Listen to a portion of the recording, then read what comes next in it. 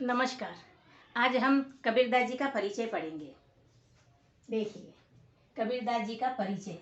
संत कबीरदास का हिंदी साहित्य के भक्ति काल में एक विशिष्ट स्थान है। यहाँ पर देखिए, कबीरदास जी हिंदी साहित्य के फेमस कवि है, बहुत ही प्रचलित कवि थे। वे भक्ति काल के समय में बहुत ही प्रचलित हुए थे। कबीरदास जी भक्ति काल की निर्गुण भक्ति धारा। यहाँ पर देखिए, निर्गुण भक्ति धारा, जब कबीरदास जी के वक्त में निर्गुण भक्ति धारा को बहुत प्रचार किया गया था, जिसमें कि निर्गुण का अर्थ है, सगुण का अर्थ है मूर्ति पूजा करना, साकार आकार में पूजा पाठ करना, और निर्गुण का अर्थ है बिना मूर्ति के सिर्फ प्रार्थना करना, ध्यान लगाना।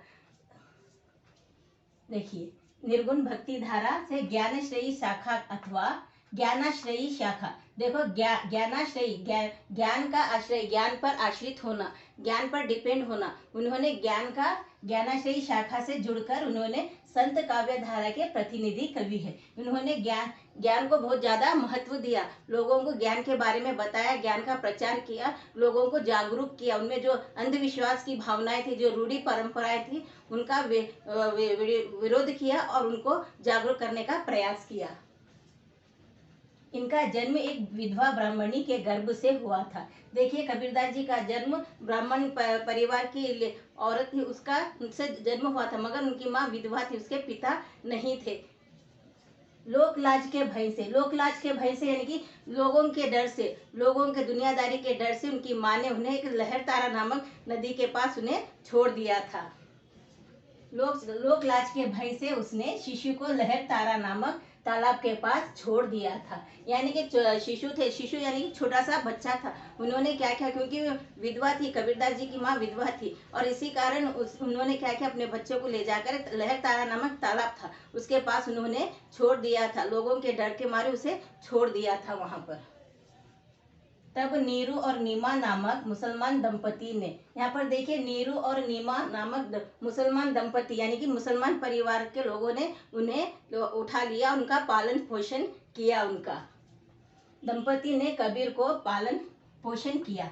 देखिए, उनका पालन पोषण भी किया और उनकी देखभाल की, और उन्हें आगे चलकर उन्हें जुलाहे का काम भी दिया आपने। कबीरदास अनपढ़ थे, पेशे से जुलाहा थे। देखिए, कबीरदास जी ने कोई परंपरागत शिक्षा प्राप्त नहीं की थी। यहाँ पर देखिए, परंपरागत का अर्थ है विधिवत शिक्षा नहीं लेना। उन्होंने कभी किसी आश्रम में जाकर, कहीं पर जाकर शिक्षा नहीं ली थी। उन्होंने जो कुछ भी शिक्षा उन्हें मिली थी, वो उन्होंने साधु संतों के सत्संग में जाकर, साधुओं के साथ रहकर, देशाटन यानी कि एक स्थान से दूसरे स्थान घूम फिर कर ही उन्होंने ज्ञान प्राप्त किया था।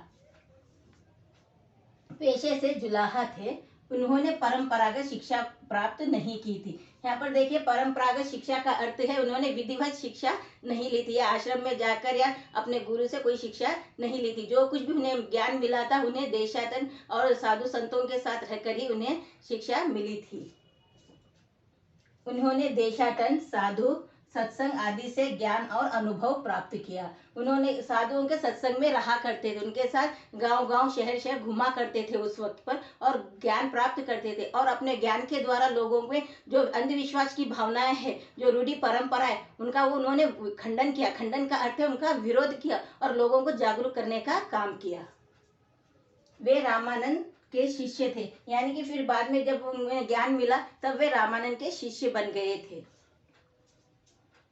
कबीरदास की रचनाओं को शिष्यों ने बीजक नाम से संकलित किया। देखिए, उनके कबीरदास जी की जो रचनाएं है, जो दोहे हैं, उनको उनके शिष्यों ने बीजक नामक एक पुस्तक में संकलन किया, यानी कि उसमें संकलित किया और उन्हें रखा, एक साथ रखा उन्हें, जो साखी, सबद और रमेनी नामक 3 भागों में है। यानी कि देखिए, उनकी रचनाओं के नाम दिए गए हैं, इसमें 3 नाम दिए गए हैं, साखी, सबद, रमेनी नामक 3 भागों में रखा गया है, और ये तीनों को मिलाकर उनकी पुस्तक का नाम बीजक नाम दिया गया। उन्होंने नीति, मिथ्या और अंधविश्वास, मूल परंपराओं का खंडन किया।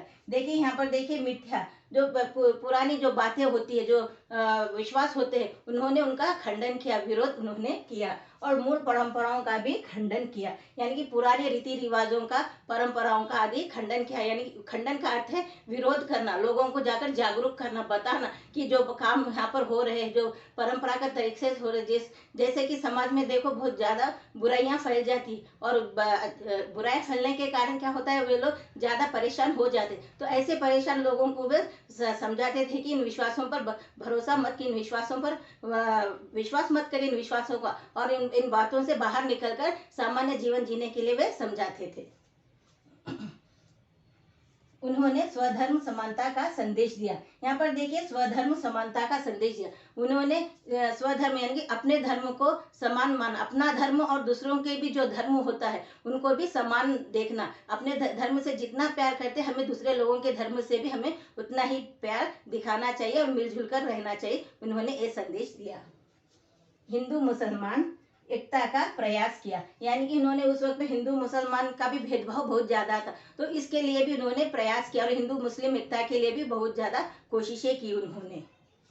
कबीर की भाषा साधुकड़ी अर्थात साधुओं की भाषा थी, यानी कि कबीरदास की जो भाषा थी साधुकड़ी भाषा थी, यानी कि साधुओं की भाषा थी। उसमें कई प्रकार की भाषाएं बोली जाती थी। अलग अलग जगहों पर देखिए अलग अलग भाषाओं का प्रयोग किया जाता, अलग अलग राज्यों में अलग अलग गाँव में अलग अलग भाषाओं का प्रयोग होता था। तो कबीरदास जी क्या करते, उन सभी भाषाओं को मिलजुल कर वो बोला करते थे, क्योंकि वो एक स्थान से दूसरे स्थान घूमते रहते थे। इसी कारण दूसरी भाषा के शब्द भी उनकी भाषा में आ जाते थे, इसीलिए यहाँ पर उनका नाम दिया गया साधुकड़ी, यानी कि साधुओं की भाषा थी उनकी। वे ज्ञानी, भक्त एवं समाज सुधारक के रूप में कबीरदास जी हिंदी साहित्य में अमर है। देखिए, वे तो ज्ञानी तो थे ही, साथ में वे भक्त भी थे, भक्ति भी करते थे वे, और समाज सुधारक के रूप में, यानी कि समाज को सुधारने का उन्होंने बहुत प्रयास किया। लोगों में जो बुराइयां फैली थी उन बुराइयों को दूर करने का प्रयास किया, लोगों को समझाते थे, गांव गांव जाकर घूम फिर कर वे समझाते थे कैसे जीवन जीना चाहिए, कैसे विरोध, कोई लोग अत्याचार कर रहा है तो उनका विरोध करने के लिए वे कहते थे, और समाज में फैली हुई बुराइयों को दूर करने के लिए वे कहते थे। इसी तरह वो कबीरदास जी हिंदी साहित्य में अमर है, इसीलिए आज भी कबीरदास को बहुत ही आदर सम्मान के साथ उनका नाम लिया जाता है। Thank you. इसी प्रकार के वीडियोस देखने के लिए लाइक, शेयर, कमेंट करें और सब्सक्राइब भी जरूर करें।